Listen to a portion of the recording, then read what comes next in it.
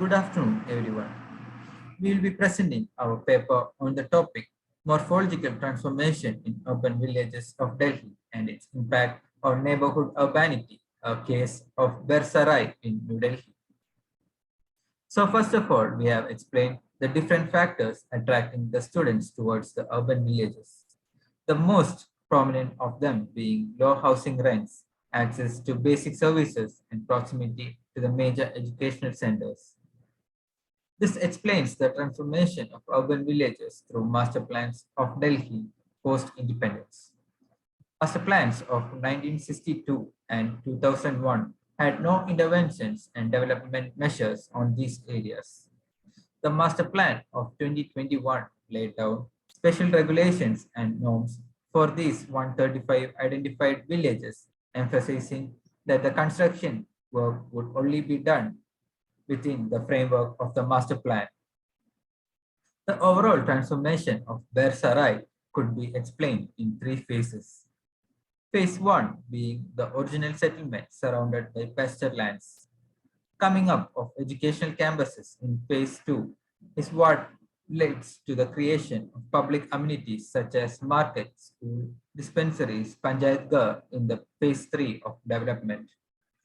The setting up of students in this area had completely changed the character from being a traditional Jat village to a hub of old and new bookstores.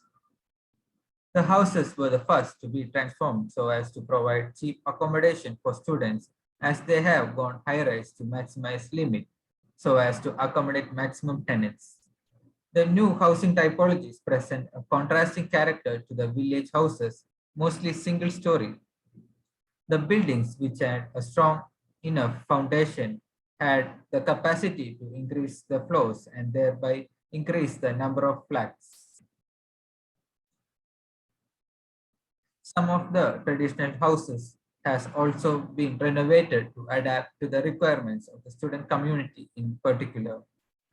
This is the layout of a traditional house in the village.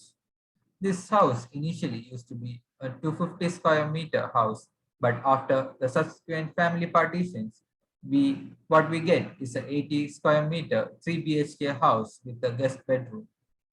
The ground floor is occupied by the owner, whereas the rooms on the upper floors is rented to the students. We have seen different building typologies come up so as to cater to the needs of the students, such as affordable eateries, branded cafes, hostels, paid libraries, and some roadside stalls selling tobacco and cigarettes. To align with the aspirations of the youth, many franchises have established their cafes and restaurants in the DDA market area. The streets have also acquired the character in sync with the student subculture. The streets are mostly lined by stationery shops and typography centers, and owing to a high student influx, many food joints have also sprung up. Due to high-rise buildings and high building density, the streets are mostly shaded throughout the daytime, which increases the walkability and space utility.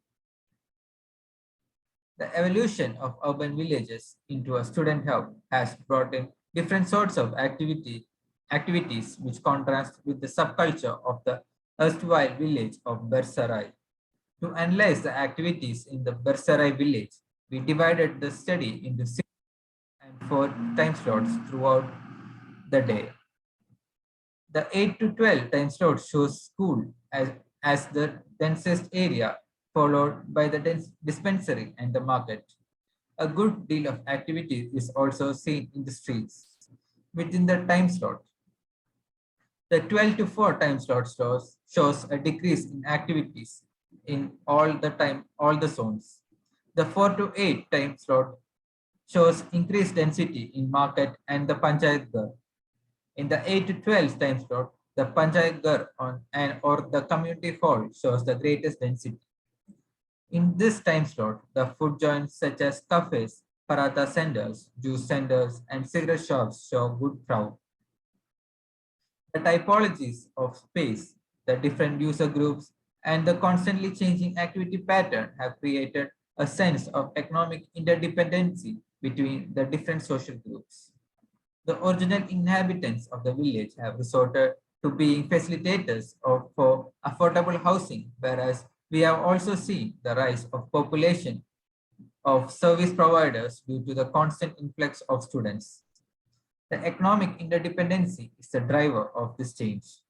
This can be explained by the fact that every year there are students admitted to these educational institutes, and every year there would be pass outs. While there is a large population of students who stay there even after their academic years in order to prepare for different competitive exams, this acts as a constant source of income both for the house owners and to the service providers.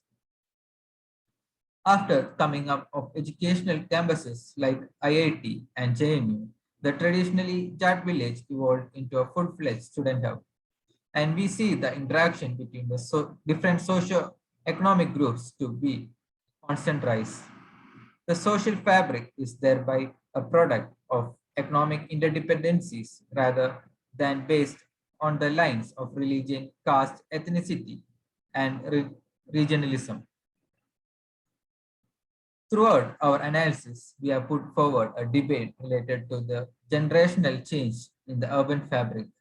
The cyclic process of morphological transformation and its repercussions on the economic and the activity structure of Ber Sarai is a topic worthy of discussion in the realm of urban planning and design.